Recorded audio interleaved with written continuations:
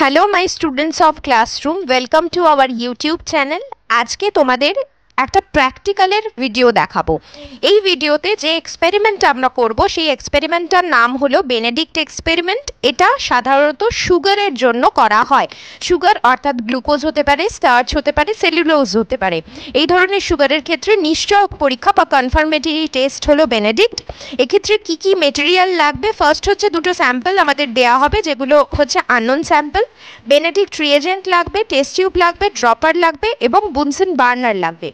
প্রথমে কি করব, বেনেডিক্ট রিয়েজেন্টের খানিকটা 2 থেকে 3 ml দুটো টেস্ট টিউবের মধ্যে দেখো নিয়ে নিয়েছি। স্যাম্পল 1 স্যাম্পল 2 মার্ক করা দুটো টেস্ট টিউবের মধ্যে বেনেডিক্ট রিয়েজেন্ট নিয়ে নেব।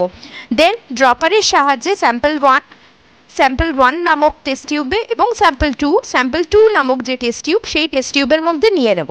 এগুলো আননোন আমাদের কাছে, আমরা জানি না এই স্যাম্পলের মধ্যে কি আছে।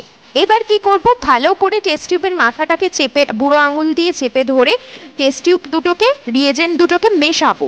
টেস্ট টিউব দুটোকে নাড়াবো, এপাশ ওপাশ করে রিয়েজেন্টটাকে মেশাবো। মিশে যাওয়ার পরে টেস্ট টিউবটাকে ইনক্লাইন্ড করে অর্থাৎ হেলানো অবস্থায় বুনসেন বার্নারের ওপর হিট করব। হেলানো অবস্থায় করার কারণ হচ্ছে যাতে হিটটা প্রপারলি পুরো সলিউশনটার মধ্যে যায়।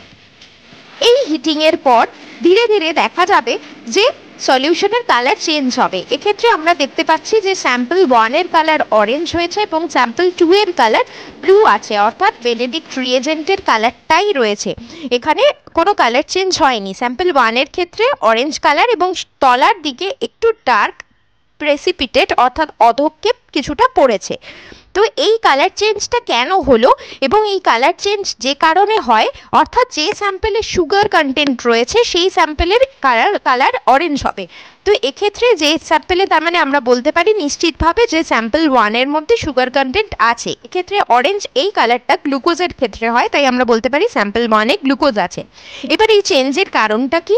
এই চেঞ্জের কারণটা হচ্ছে বেনেডিক্টের মধ্যে কিউপ্রিক আয়ন থাকে, অর্থাৎ Cu2+ থাকে, আর গ্লুকোজ বা এই জাতীয় সুগারগুলো হচ্ছে রিডিউসিং সুগার অর্থাৎ বিজারকধর্মী। তাহলে এই সুগারগুলো যখন কিউপ্রিক আয়নের সাথে রিয়্যাক্ট করে তখন কিউপ্রিক আয়নকে এরা কনভার্ট করে কিউপ্রাস আয়নে, অর্থাৎ Cu2+কে Cu1+এ কনভার্ট করে। যখন এই কনভার্সনটা হয়ে যাচ্ছে তখন Cu1+ এই যে সলিউশনটার মধ্যে রয়েছে, সলিউশন মানে তার মধ্যে ওয়াটার রয়েছে, সেই ওয়াটারের সঙ্গে রিয়্যাক্ট করে কিউপ্রাস অক্সাইড তৈরি করে।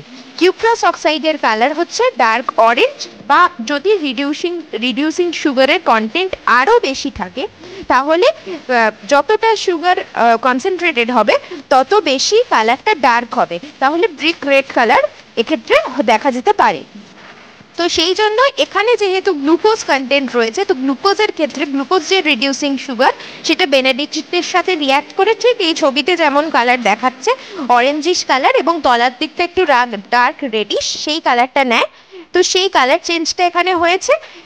তো তাই জন্য আমরা বলতে পারি স্যাম্পল 1 এর মধ্যে গ্লুকোজ আছে আর স্যাম্পল 2তে কিছু নেই, সেই কারণে স্যাম্পল 2 হয়তো মেবি ওয়াটার, সেই জন্য স্যাম্পল 2 বেনেডিক্ট রিয়েজেন্টেরই কালার নিয়েছে। Thank you. আজকে ক্লাসটা ভালো লাগলে চ্যানেলটাকে সাবস্ক্রাইব করে দিও, লাইক করো অ্যান্ড শেয়ার করো। Thank you, tata.